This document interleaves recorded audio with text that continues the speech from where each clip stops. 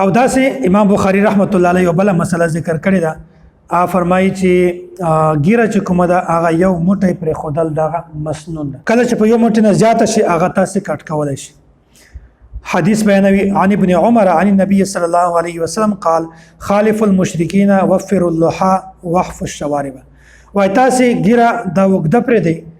او تاسو بریتونه چې کوم دي دا واړه کوي وكان ابن عمر اذا حج او اعتمر قبض على لحيته فما فضل اخذه حضرت عبد الله بن عمر رضی الله تعالی عنہ خپل د عملو چې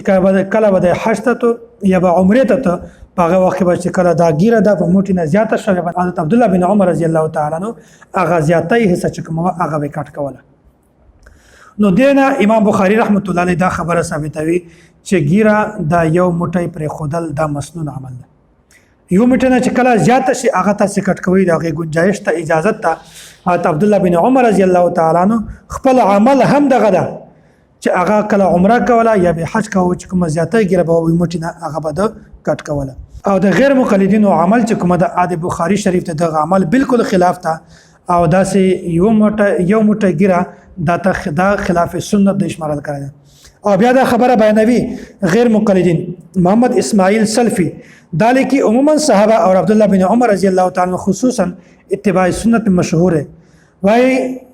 عموما صحابہ کرام او خصوصا عبداللہ بن عمر رضی اللہ تعالی عنہ دا په اتباع سنت کې مشهور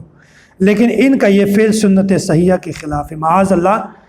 دا سے دا خبره وینوي چې دغه د عمل چې کومه ودا د سنت صحیحہ خلاف ده فتاوی سلفیہ صفحہ نمبر 107 او دا سے فتاوی اصحاب حدیث میں بھی اس عمل کو سنت صحیحہ کے خلاف قرار دیا صفحہ نمبر 450 دا دو حوالے ته استعمال ذکر کړل چې غیر مقلدین د عبد الله بن عمر رضی الله تعالی عنہ کوم عمل د خلاف سنت شمارل کړل او دا دا خبره بیانوي چې عبد الله بن عمر رضی الله تعالی عنہ دا خو د سنت متبع سنت باندې به عمل کو په دغه چې په دغه کار کې دا د سنت خلاف ورزي کړي نو دا خبره ماته است مخکې بیان کړي و چې غیر مقلدین دا ته نه ګوري چې دا خبره چا بیان کړي دا ته ګوري چې دا خبره د موږ موافق ته د موږ مخالف کچیرته موافق خبره اخلي او کچیرته خبره مخالفي به دا کله هم خبره نه